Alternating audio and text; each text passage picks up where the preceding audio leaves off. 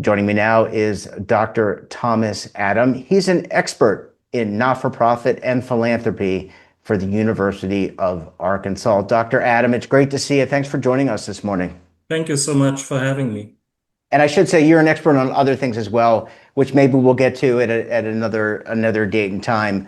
Dr. Adam, I reached out to you, or we reached out to you as a team because we were very interested in a column you had on the Washington Post, for the Washington Post, around foundations. And in particular, can foundations outlive their charitable mission? So what's your thesis here?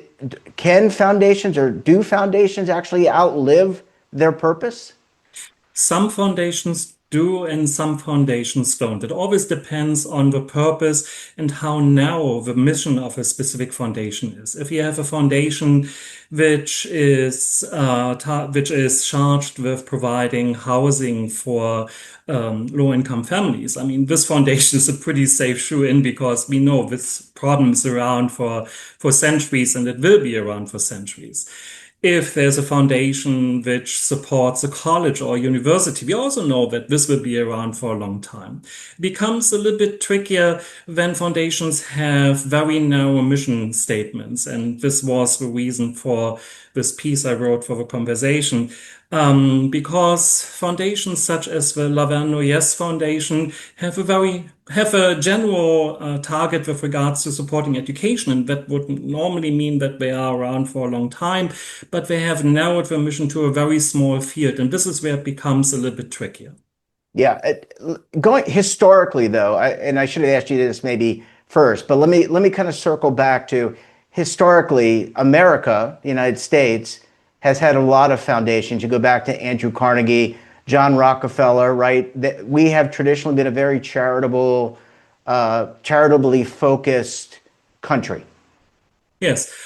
So let me give you a little bit more background here. I'm not just Sure. working on philanthropy and nonprofits in the United States. I actually do this with regards to North America, United States, Canada, and also Europe. So I'm looking at foundations, at philanthropy as a global phenomenon, but I also look at this as a phenomenon which is with us not for 100 years, but for millennia. Philanthropy foundation that goes back to the early Middle Ages.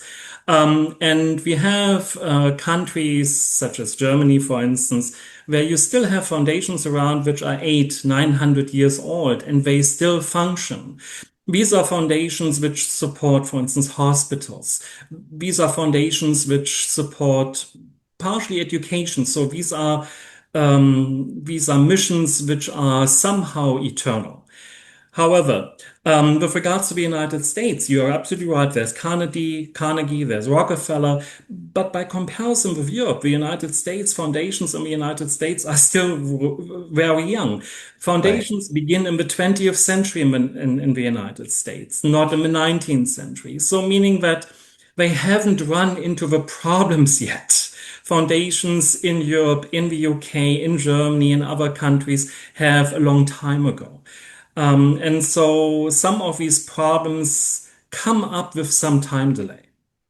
Yeah, and yeah, obviously you're right. I mean, America's only 250 years old. When you look at Europe and the rest of that area, those countries have been around for centuries and centuries. So we have a lot of catching up to do when it comes to philanthropy. If you're a board member of one of these philanthropic foundations in either in Europe, North America, wherever, what should you be looking at in terms of the viability of the foundation? So, setting the mission statement. I'm sure that there are new foundations always being set up when wealth is created. Typically, there's foundations that are being set up. But what should you be thinking about as a board member for an existing foundation? So in the piece you were citing, I focused on the Laverne Noyes Foundation or the Laverne Noyes Fund, I think was the correct name. And when this foundation was created in 1919, it was an extremely progressive enterprise because the donor wanted to provide scholarship support for men who had served in World War I on the American side and who wanted to go to college afterwards. And he wrote in the mission statement that these scholarships should be given to anyone, regardless of gender, regardless of race, regardless of religion, regardless of political affiliation. I mean, it's the perfect setup. It is. And one should expect that this would last for a long time. The problem is that this foundation is created in a society that changes over time. And the problem came with these changes with regards to the composition of American society, because the scholarships can only be given to either soldiers of World War One. I mean, we are now more than 100 years past, Yeah, I so mean, they're they probably are all no longer gone. around, or their descendants. And of them, there are still many around. But American society has changed. After 1945, many immigrants came from different parts of the world to the United States. But because of when they arrived in the United States, these immigrants and their children will never be eligible for receiving these scholarships. Today, about a quarter of American society has no relatives, has no great grandparents who lived in this country before World War II. And that trend will only grow over time. So that means that this once very, very progressive foundation has become actually pretty conservative because it privileges people who came to this country before World War One. And these people came from Europe, and these people were white, and these people were Christian. You see where this is going. So this was not the intention when this foundation was created, and no one could foresee this. But this is just the development which emerged because of the changing nature of American society, which collided basically with a foundation which has a narrow and nearly unchangeable mission statement. And that makes it a problem. Yeah, so let me ask you, and again, I'm coming from this as the layperson without any perspective. That's why, obviously, why you're on the show. Um, can you change your mission? So, using the World War One scholarship as an example, if that is no longer serving a purpose in the sense that there's no one around from World War One, and maybe their descendants, there are some descendants, but so by and large, it's not serving the original purpose. Can a foundation pivot? So, for example, if we eradicate, say, a foundation set up for the eradication of a disease, if that disease is eradicated, can you pivot to a new mission, and how viable does the foundation become? Okay, so there are two things here. So one Yeah. thing is that a mission statement for a foundation is written in stone. It's near unchangeable. There's a way Okay. to do this. There's a legal doctrine, the legal doctrine of Cypress, which allows for changes to a mission statement of a foundation. But the condition is that the foundation needs to be failing, and the redrafting of that mission statement has to be as closely as possible to the original donor intent. So first of all, with the Laverne Noyes Foundation, the foundation isn't failing. There's plenty of money. Hmm. There's still plenty of applicants. But even if there were not enough applicants, for as long as it's doing well and investing money, there is no problem here. So it is very hard to change that. And the example you brought up was actually true for the Polio Foundation, which actually wasn't a foundation, but a nonprofit organization. And the this Polio Foundation faced that situation that it defeated polio, so the purpose for its existence was gone, and it had two choices: either dissolve or find a Hmm. new purpose. In this case, there was a redirection towards a different kind of disease, and shifting this towards this. But in this case, it was possible because it wasn't a foundation. It was a nonprofit organization, which did not just have one donor, but which lived from the membership fees of many members and from donations from a large group. So the problem here applies to foundations, not to normal nonprofits or other nonprofits. Normal is the wrong term here. So the famous example of, the Melinda and Bill Gates Foundation, they want to kind of pay out all the money, I think, by the time they depart the planet, Yeah, go wherever you go after we all yeah.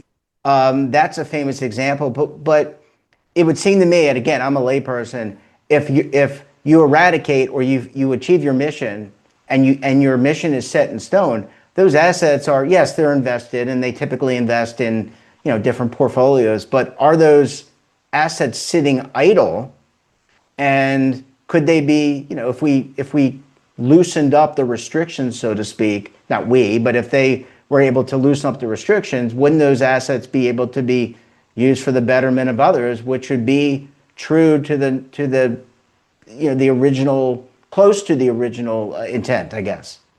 So that is the example of the Hershey School Trust. And this is exactly the problem where the money sits idle. The Hershey School Trust was created in 1909, first with property, then with 60 million in endowment, for the purpose of creating an orphanage. The problem was that from a very early point on, this foundation, which was supposed to support an orphanage, was created at a time when the institution of orphanages fell out of favor with educators and with psychologists. So from a very early point on, that foundation had more money than it could ever spend. And that situation got only worse because orphanages disappeared. The foster care system instead. But this foundation was sitting on the money and was obliged to spend it on funding an orphanage. So that means that over time, the foundation did very well with their investment. The 60 million at the beginning of that foundation has, if I remember correctly, increased to something like 23 billion as of 2023 Wow, or that's pretty 2024. I good. could be That's a off good by the year. return. That's a The, good they, return. they have a very good return. They make $850 million every year, which they cannot spend. They spend $90,000 a year on every single student in that boarding school. But they are simply chained to the original mission statement, which simply doesn't work anymore. And because that foundation is so successful in making money, the Cypriot legal doctrine cannot be applied because it isn't failing. So this is exactly the problem, that in some cases these foundations sit on so much money which cannot be spent, and it just accumulates. The school trust is the largest endowed secondary school in the United States. So it just seems so inefficient.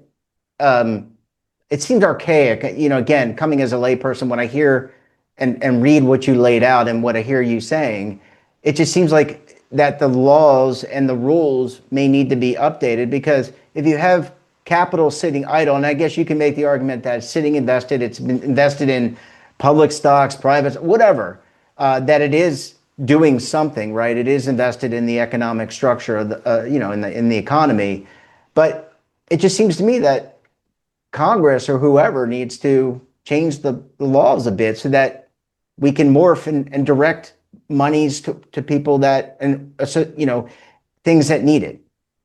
This is where it becomes tricky because we need to keep in mind that this is not the result of bad will. I mean, these donors had a very good idea of what they wanted to make, of what they wanted to accomplish. And that's true for many donors. And every donor, like any human being, makes decisions based on past experiences. When Sure. Hershey set up that foundation, he looked into the 19th century. And in the 19th century, orphanages were the rule. And no one would have predicted in 1909 that 20 years later, orphanages would no longer be needed. Lavernois could not foresee the changes to American society. Neither can we. So we need to keep in mind that these donors did not do this out of bad will or anything. This is just the nature of our decision-making process by experience of the past. We cannot foresee the future. Well, The, oh, the, go ahead. Finish the your thought, second thing we Robin. need to keep in mind is that donors have many motives to do what they do. But one of the motives is they want to be remembered. And what better way than to create a foundation which is there for eternity? I mean, this is the reason why all of these foundations have the name of a donor attached to them. And the promise to the donor is that 100, 200, 300 years later, they will still be remembered. So this is where this becomes complicated. If you take away, if you mandate that foundations can only last for 40 years or so. In 1929, Julius Rosenwald, a very famous donor, suggested that no foundation should last more than 40 years because after 40 years, most of the goals would be outdated. If you mandate that, then you take away that motivation of being remembered because who wants to be remembered for 40 years and then it disappears? So there needs to be a balance between these donor interests and the interest of society. And this is where we need to find a balance. You're absolutely right. But this is not easy. No, I didn't mean to suggest it. Obviously, I'm coming at it I just wanted to explain that. yeah, no, I think you're absolutely right. It's not an easy decision, but it sounds like at least a you're starting a conversation, hence your piece in the conversation. And I guess we'll see kind of where it all leads. Dr. Adam, it's great to see you. Thanks for sharing your perspective. And we look forward to having you back on the program again very soon, sir. I would love to be back. Well, thanks for watching. And don't forget, we're back again tomorrow morning with another great expert and another great topic. You can tune in right here Monday through Sunday at 7:30 a.m. Eastern Time. And don't forget to subscribe to our daily newsletter, The Morning Pulse, for all the news in one place, delivered directly to your email box. Check it out at our website.